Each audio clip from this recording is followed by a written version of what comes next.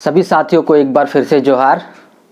आज हम लोग पिछले क्लास से आगे मतलब कि हमारा अंग्रेज़ों के प्रवेश के संदर्भ में जो क्लासेस हुई हैं उसमें सबसे पहला आपका ढालभूम में हम लोग चीज़ देखे थे।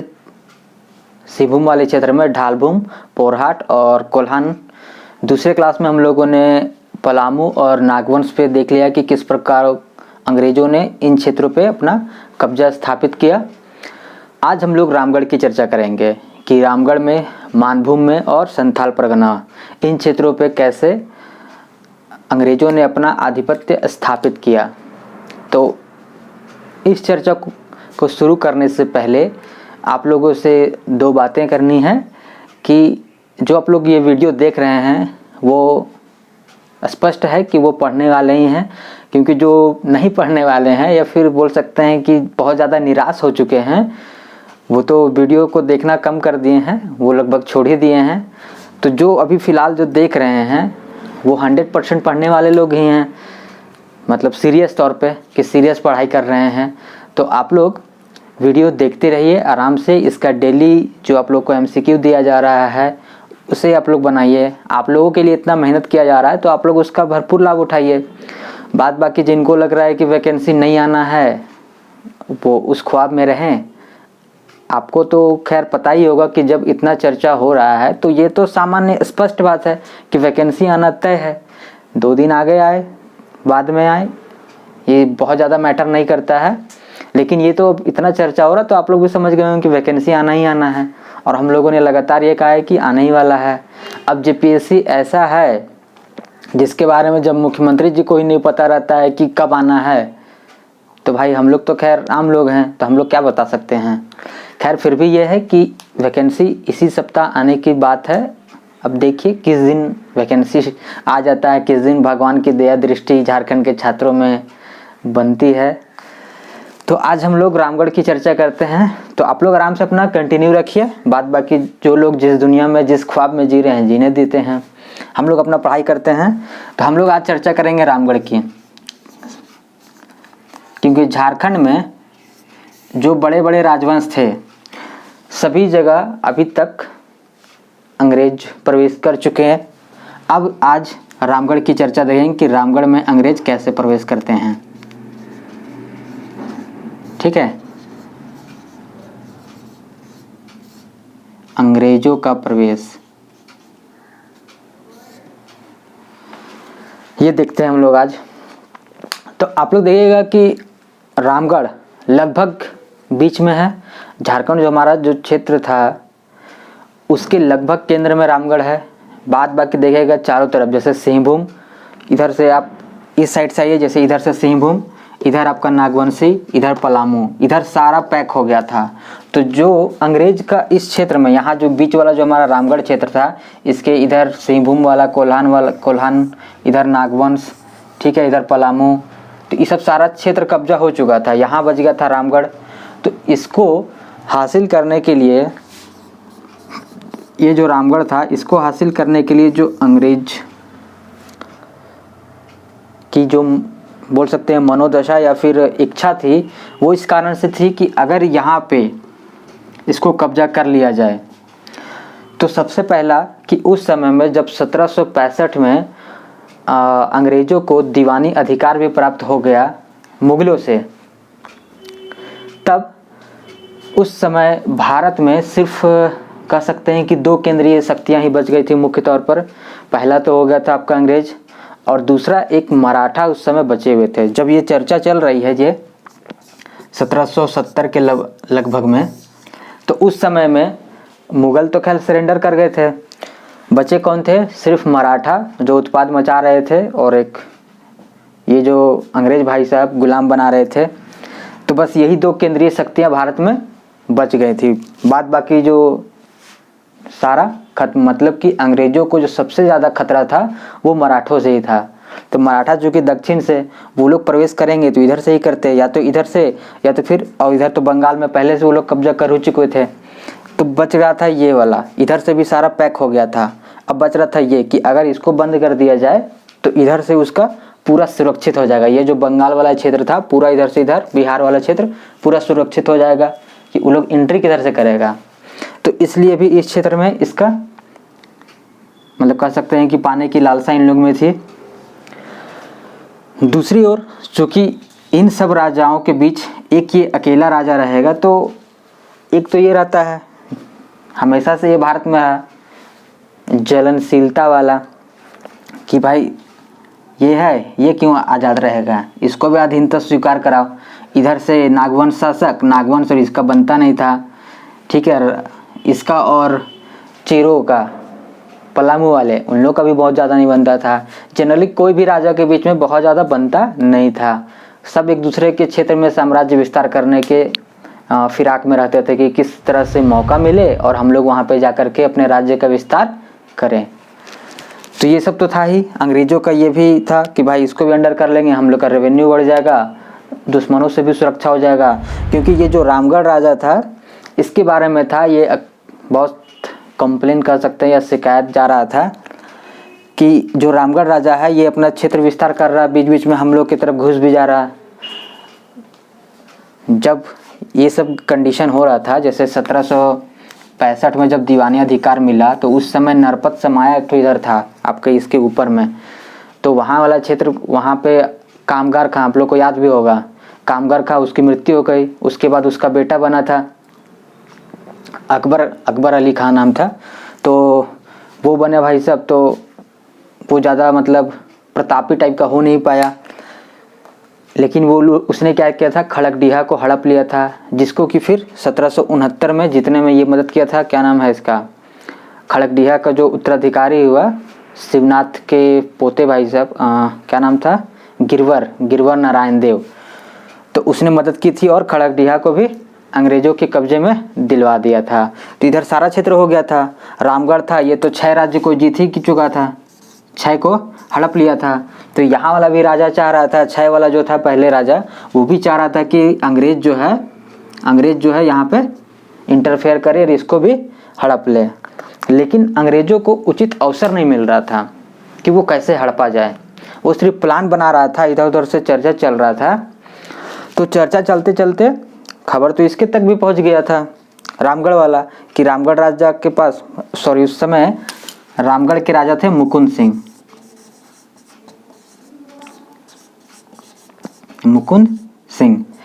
तो खबर तो मुकुंद सिंह के पास भी आ रहा था कि ऐसा ऐसा प्लान चल रहा है वहाँ पर, यहाँ पलामू में तो कब्जा करके गया ही है 1771 में, और उसी समय में 1771 में ही नागवंशी जो राजा था ये भी चला गया था। अब बोला था कि भैया हमको अपने शरण में ले लो, अपने जा कर के, टोपी वाला कहानी भी याद होगा कि टोपी पहना दिया था किस प्रकार से इसको।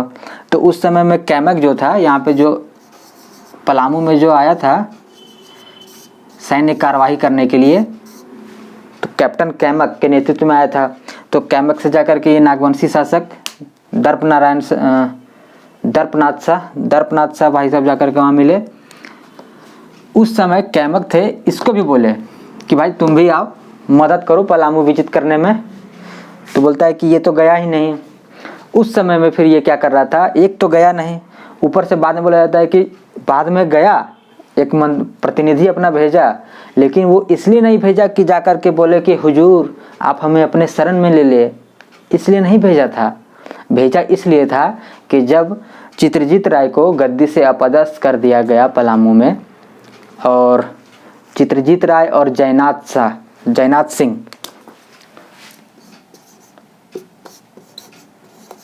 थोड़ा पिछली क्लास की बात हो जाएगी तो बेहतर होगा, आप लोग को याद भी हो जाएगा एक बार फिर से। जयनाथ शाह ये दोनों थे पलामू में, इनका जोड़ी था, ठीक है। तो इनका जोड़ी था, इनको अपदस्थ करके जो अंग्रेज थे उन्होंने गोपाल राय को बना दिया था राजा। तो ये जो भाई साहब मुकुंद सिंह भेजे थे अपना प्रतिनिधि, वो इसलिए नहीं भेजे थे कि कैमक के शरण में जाकर के अपना मतलब बोलो कि जी हुजूर हम लोग आपकी अधीनता स्वीकार करते हैं, हमें अपने शरण में ले लीजिए, उस टाइप का तो था नहीं। ये भेजे थे इसलिए कि जाकर के ये गोपाल को, इसका प्रतिनिधि जाकर के गोपाल को भड़काए अंग्रेज के खिलाफ कि भाई लोग ठीक आदमी नहीं है, इन लोग से थोड़ा दूरिये बना के रहो, लेकिन वैसा सक्सेस हुआ नहीं, कोई सफलता उसको मिला नहीं। और इसके अलावा क्या कर रहा था, ये अंग्रेज़ों के, बोल सकते हैं अंग्रेज़ों के क्षेत्र में, मतलब जो उसके अधीन था, उसके कब्जे में था, उस क्षेत्र में भी घुस करके लूटपाट किया करता था। और क्या कारण था कि अंग्रेज़ मतलब ब्रिटिश और जो फ्रांस, ये दोनों शक्तियाँ आई थी, सभी अपने राज्य विस्तार करने के चक्कर में लगे हुए थे। और ये लोग दोनों में एक दूसरे से बहुत ज़्यादा, मतलब जो बोलते हैं दुश्मनी, इधर जैसे था ना, जैसे मान के चलिए ये अंग्रेज, ये फ्रांस, उस टाइप का दुश्मनी उन लोग में भी, अपना राज्य विस्तार करने के चक्कर में। तो ये जो रामगढ़ राजा था, वो बोला जाता है कि ये भाई साहब फ्रांस वाला को भी अपने जगह में शरण दे देता था, रास्ता दे देता था कि भैया ठीक है, आप जाइए हमारे तरफ से सुरक्षित। तो एक तो अंग्रेज इसलिए भी इनसे खार खाए हुए था कि ऐसा ऐसा बदमाशी कर रहा है। तीसरा क्या करता था कि भड़काने के लिए भेज देता था, कर नहीं देता था। वैसे हालांकि तो कोई भी कर नहीं देता था रेगुलरली, जितने भी झारखंड के शासक हुए थे वो पहले तो कोई भी कभी कभार ही कर दिया करते थे, आप लोग तो इतने दिन के क्लास में देख ही चुके होंगे। तो ये भी नहीं दिया करता था, लेकिन उससे ज़्यादा अहमियत था कि इसको राज्य विस्तार करने में ये डिस्टर्ब कर रहा था, मराठा को शरण दे रहा है, फ्रांस वाला को शरण दे रहा है, भड़का रहा है, लूटपाट कर रहा है। तो इन लोगों को लगा कि नहीं, इसको हड़पना बहुत ज़रूरी है। तब फिर क्या किया, वो लोग अपना तैयारी करने लगा, अंग्रेज अपना पटना में तैयारी करने लगा कि भाई अब इसको क्या करना है, रामगढ़ को हड़प लेना है। यार इधर जैसे इसको खबर आ रहा था रामगढ़ राजा को, तब ये क्या किया, दिसंबर महीना में था, दिसंबर 1771, जिस साल वहाँ पे कब्जा हुआ, ठीक है, जिस साल वहाँ पर क्या नाम है, पलामू में कब्जा हुआ, उसी साल में ये तो भाप रहा था कि सब जगह से हमको दुश्मने से ही घिरा हुए हैं, मतलब सारा ये सब अंग्रेज का अधीनता वाला क्षेत्र है और बीच में ये है। वो तो भाई सबको उसके हिसाब से शत्रु हो गया ना, कि सबको बोलेगा अटैक करना, सब अटैक करेगा, तो ये फंस जाएगा। तो इसलिए ये क्या 1771 में अपना एक दूत प्रतिनिधि भेजा था, रामचंद्र सिंह था नाम, रामचंद्र सिंह, ये भाई साहब को भेजा कि जाओ जा कर के बात करो वहाँ कैमक से, ठीक है, कैमक से जा कर के बात करो। अब बोलो कि भाई अगर मिलना है तो क्या क्या शर्त है। तो कैमक से मिला, कैमक भाई साहब लिस्ट बता दिया कि हाँ भाई देख लो, अगर ऐसा ऐसा करेगा तो भाई खड़गडिया छय वाला राज्य को छोड़ना पड़ेगा, ये सब छोड़ना पड़ेगा, ठीक है। अपना अपना क्षेत्र सारा बताने लगा कि इधर इधर ये सब सारा चीज़, छय वाला, खड़गडिया वाला, ये सब राज्य को जहाँ जहाँ तक अधिकार है, खड़गडिया तो लोग हड़प लिया था लेकिन थोड़ा अधिकार जैसे बराकर तक था, तो वहाँ तक का अधिकार ये सब छोड़ना पड़ेगा। और 21,000 रुपया सालाना, 21,000 रुपया सालाना 3 साल का, मतलब 1772, 73 और 72, 73, 74 ये सब का 3 साल का 21,000 करके सालाना मालगुजारी, और 23,000 रुपया उसका बकाया है, 23,200 कुछ रुपया था, तो इस टाइप का इतना बकाया है। तो ये सब सारा पैसा देना पड़ेगा। तो इतना पैसा जो हो जा रहा था लगभग 86,000, ये देने में मुकुंद सिंह सक्षम नहीं था। वो बोला इतना सारा पैसा तो तत्काल में तो दे नहीं सकते हैं, तब क्या किया जाए। तब फिर बोला कि अब क्या कर सकते हैं, कुछ भी नहीं। तब फिर मुकुंद सिंह बोला कि एक काम करते हैं, प्रतिनिधि जो भेजा वो बोला कि हमको मिलाओ इससे, जो यहाँ का चीफ है कैमक से, उससे मिलाओ। उससे मिलने भी नहीं दे रहा है, नीचे वाला जो स्टाफ है चपरासी, वही लोग से भेज दे रहा है, लेटर भेजवा के जाओ भाई, जाओ जाओ जाओ इसको दे दो। वो थ्रू हो रहा है, इसको डायरेक्ट मिलने ही नहीं दे रहा है। मतलब राजा ये बोल रहा है हम राजा हैं, इसको राजा टाइप का वैल्यू ही नहीं दे रहा है। इसको लग रहा है कि एक तो किसान है, वैसे दुत्कार दे रहा है। तो भाई एक इसका भी आत्मसम्मान है, प्रतिष्ठा है। तो भाई ये बोला कि अब तो खैर नहीं मिलेंगे भाई, अब जो हो जाए नहीं मिलेंगे, क्योंकि इसको भी थोड़ा सा ये भी फूला हुआ था अपने गुमान में कि अगर वो अटैक करेगा तो हम फ्रांस वाले लोग से सहायता मांगेंगे, मराठा से सहायता मांगेंगे, ये सब लोग हम मेरा सहायता करेगा और वो अंग्रेज को परास्त कर देंगे। इस ख्वाब में था। लेकिन जब एन समय अगले साल फिर इसी समय में, जैसे यहाँ तक तो दिसंबर में हो गया, तो ये सब चर्चा होते होते वहाँ से गया पटना, पटना से की जवाब गया कलकत्ता, कलकत्ता से रिजेक्ट होकर के आया, बोला नहीं भाई ये ऐसे मानने वाला नहीं है, जाओ वहाँ चढ़ाई करो, कि चढ़ाई करो। लेकिन चढ़ाई कैसे करेगा, तो एक मौका ढूंढ रहा था, तो मौका ढूंढते ढूंढते इन लोग को मिल गया। जैसे 71 में तो ये हो गया, 72 में मौका इन लोग दिमाग लगाया 72 में, और क्या किया, एक संबंधी था मुकुंद सिंह का, संबंधी था तेज सिंह, ठीक है। इसको क्या किया, कैमक और फतेहपुर, जैसे कि आप देखिएगा कोडरमा पार की जगह उस साइड में फतेहपुर है, तो वहाँ का जो राजा था बहादुर सिंह, यहाँ का राजा या जमींदार जो कह लीजिए बहादुर सिंह, ये लोग दोनों मिलके क्या किया, इसको भड़का दिया तेज सिंह को कि भाई वहाँ रामगढ़ राज्य का असली उत्तराधिकार तो तुम हो, राजा बने लायक तो तुम हो, वो क्या है, वो तो नासमझ है, वो समझ ही नहीं सकता है परिस्थिति को, राजनीति का ज्ञान नहीं है, कूटनीति का ज्ञान नहीं, वो क्या राज्य संभालेगा, अरे असली उत्तराधिकार तो तुम हो। तेज सिंह को भी लगा कि अच्छा हम में इतना काबिलियत है, हमको तो पता ही नहीं था। बोला तो अच्छा इतना जब काबिलियत था तो हमको क्या करना होगा राजा बनने के लिए। बोला कुछ नहीं, जाओ तुम वहां जाकर के विद्रोह कर दो, वहां पे तुम्हारा प्रभाव है ये है, उनका जो सैन्य है उसमें तुम्हारा प्रभाव है ये है, तो जाओ तुम वहां सैन्य भाई विद्रोह कर दो, बाद बाकी हम लोग संभाल लेंगे, वहां नागवंश वाला बगल में तुम्हारा सपोर्टर है ये है, भेज देंगे सबको, हम भी आ जाएंगे। अब तेज सिंह को भी पूरा जोश आ गया कि अच्छा हम में इतना काबिलियत था, हम तो खुद को पहचाने ही नहीं, ये तो भाई छुपा हुआ मेरे अंदर में बहुत सारा शक्तियाँ थी, उसको उजागर कर दिया। अब तेज सिंह को वहाँ लगा कि जैसे भाई जैसे हनुमान जी को याद दिला दिया गया हो उसका शक्ति, अब यहाँ पर आया ही विद्रोह करने लगा कि नहीं राज्य तो हमको चाहिए। मुकुंद सिंह इसको खूब पीटा, दौड़ाया, ये बेचारा दौड़ करके भाग गया, फिर जाकर के घुस गया कहाँ, फतेहपुर। जाकर के वो बोल रहा नहीं भाई हमको बहुत मारा, हमको भगा दिया वहाँ से, हमको बचाओ शरण दो।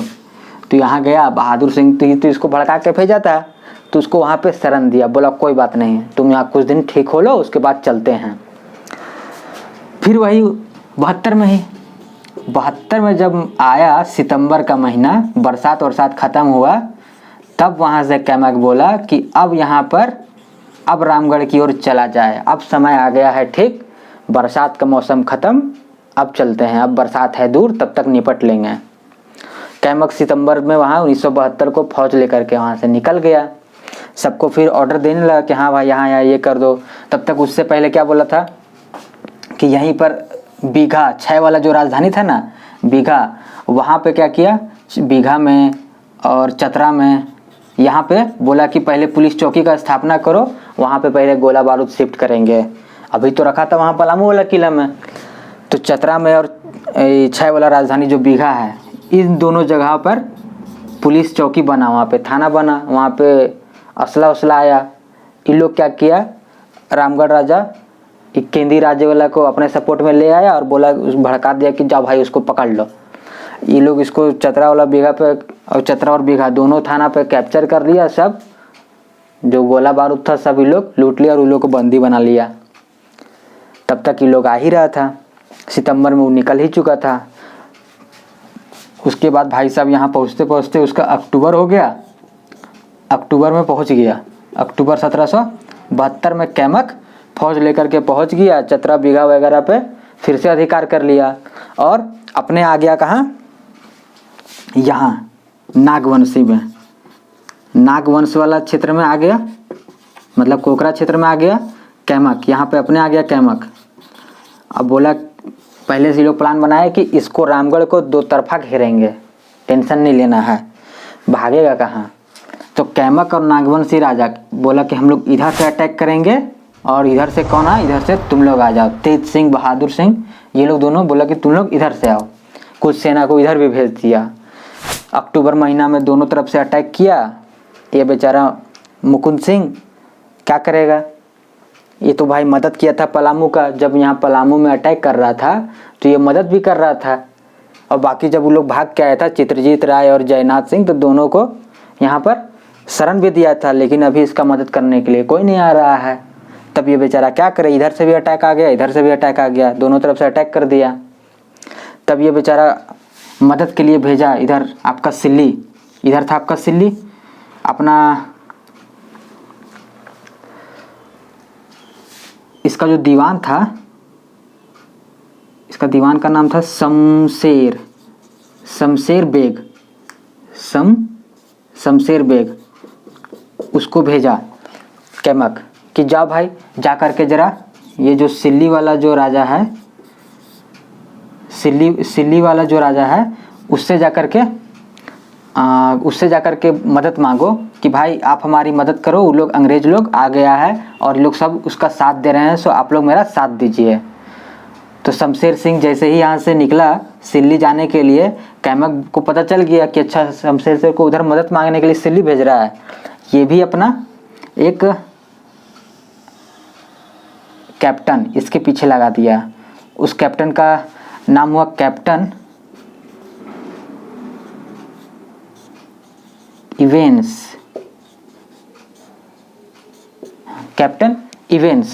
ये भी इसको लगा दिया कैप्टन इवेंस को शमशेर के पीछे कि जा भाई उसको जरा देखो, एक बटालियन इसके साथ भी भेज दिया। अब ये बेचारा सिल्ली गया, तब तक पीछे से कैप्टन इवेंस भी पहुंच गया। तो बेचारा शमशेर से भाग गया वहाँ से और उधर घुस गया पूरा बंगाल। अब तो फिर कैप्टन इवेंस यहीं फिर रुक गया है सिल्ली में। सिल्ली राजा तो फिर कुछ मदद कर नहीं पाया, लेकिन रामगढ़ राजा के घटवार जो थे वो बड़ा ही मतलब उसके सपोर्टर थे। तो घटवार लोग सपोर्ट कर रहे थे, विद्रोह कर रहे थे, इन लोग से लड़ रहे थे, मतलब अपना विरोध प्रदर्शन दिखा रहे थे। लेकिन क्या किया कि भाई कैमक था वो सबको समझा बुझा लिया कि नहीं भैया, आपके नए राजा तो बनेंगे तेज सिंह, असली उत्तराधिकारी यही है और इसी के शासनकाल में आप लोग का उत्थान भी संभव है। तो बहुत समझा बुझा करके इन लोगों को शांत कर दिया। मुकुंद सिंह भी भाग गया, ये बेचारा इवेंट्स को देख करके शमशेर सिंह बेग भी भाग गया। लेकिन एक मुकुंद सिंह का सपोर्टर ही था यही लोग के फौज में, वो क्या किया, इसको गोली मार दिया कैप्टन इवेंट्स को, ये वही मर गया। अभी सोचा था कि इसको भी मार देंगे, लेकिन जैसे ही ये गोली मारा भाई लोग इसको मार दिया। वही जो सिपाही था उसको जो गोली मारा था इसको कैप्टन इवेंट्स को, उसको गोली मार दिया। और इस प्रकार से मुकुंद सिंह भी निकल लिया, शमशेर बेग भी निकल लिया, और जो घटवार राजा थे उसको भी शांत कर दिया गया समझा बुझा करके। घटवार राजा भी देखा कि भाई मुकुंद सिंह भी तो निकल गया, लड़ तो रहा नहीं है जो सपोर्ट करें, तो फिर लास्ट में वो लोग भी शांत पड़ गए। और इस प्रकार से यहाँ पर रामगढ़ राज्य में कब्जा हो गया। अंग्रेज लोग बड़ा कूटनीति वाले थे, तुरंत नहीं कोई फैसला करते थे, धीरे धीरे देख रहे हैं, तैयारी वहाँ से आने में 1 साल के बाद आए। उसी तरीके से 72 में ये किए, तो जब ये तो ख़त्म हो गया सब करते करते अक्टूबर 73 में तेज सिंह को राजा नहीं बनाए। 73 में बोले कि यहाँ से रामगढ़ राज्य से मालगुजारी वसूलने का तुम्हारे पास अधिकार है, तुम मालगुजारी वसूलना और सालाना 30,000 रुपया मालगुजारी के तौर पर पटना में ला करके पहुँचा देना। ये बोला जी हुजूर, उसी का भाई नुमाइंदा था ये, तो भाई जी हुजूर कर रहा था। 30,000 रुपया सालाना पे डन हो गया। उसके अगला साल 1 साल के बाद 1774 में जाकर के तेज सिंह को रामगढ़ का राजा घोषित किया गया। और चूंकि अब यही इसी के दया से नहीं राजा बना, तो दया पात्र तो ये हमेशा रहेगा, चाहे वो राजा कहलाए या जमींदार कहलाए या कुछ भी कहलाए। राजा बना लेकिन नाम मात्र का राजा। और यही टूट फूट का फ़ायदा हमेशा से अंग्रेज लोग उठाए, और इस तरह तोड़ते तोड़ते अब देखिए रामगढ़ राज्य पे भी कब्जा कर लिया, पूरा कब्जा हो गया। मानभूम और अब बचा संथाल परगना, 2 ठो। तो चलिए यहाँ आप लोग ये देख लीजिए, आप लोग अपना स्क्रीनशॉट ले लीजिए और इसे अपने भाषा में लिखिए, ठीक है। मैं इधर आता हूँ। चलिए आप लोग ले लिए होंगे स्क्रीनशॉट, अब इसे मिटा देते हैं और अब बात करते हैं मानभूम और संथाल परगना पे।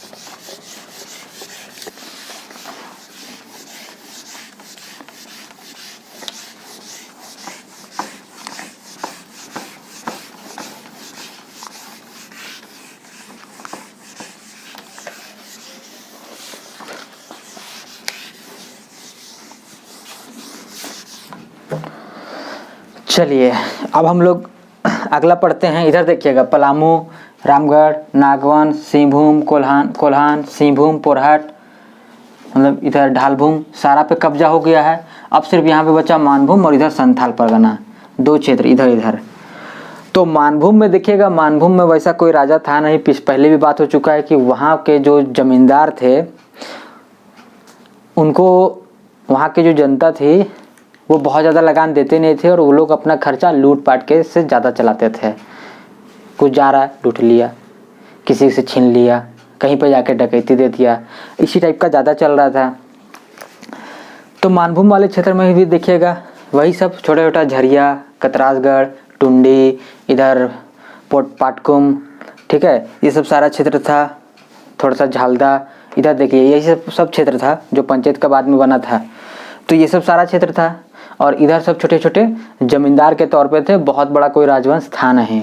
तो इन सोचा कि क्या करें इन लोग का, एक एक करके अटैक करते रहेंगे तो फिर नहीं काम बनेगा अंग्रेज लोग। तो ये लोग बोला कि मानभूम वाले क्षेत्र में क्या किया जाए, सब तो भाई डकैते हैं ना, और वो स्थिति जान रहा था। तो वो जान रहा था कि ऐसा ये लोग देगा भी नहीं, ये लोग लूटपाट करने वाला है तो ये लोग देगा क्या। लेकिन फिर भी अंग्रेज लोग का ये पॉलिसी रहा कि भले उससे रेवेन्यू कम आए, जो छोटे छोटे उपद्रवी ज़्यादा थे, जहाँ के जान रहा है कि यहाँ से मिलने का ज़्यादा उम्मीद नहीं है, तो उन लोग से पैसा का ज़्यादा डिमांड नहीं करते थे। जैसे कि आपको पहले की क्लास में बताया गया है कि देखिएगा सरायकेला वगैरह शुरू में जो था, पोरहट वगैरह, इन लोग से नहीं ले रहा था पैसा, ठीक है। यहाँ पे अभी देखिएगा इधर भी चतरावाला में जो कुंडा था वहाँ से ही पैसा नहीं लेता था, वहाँ बोलता था कि ठीक है फ्री में, सिर्फ अधीनता स्वीकार कर लो।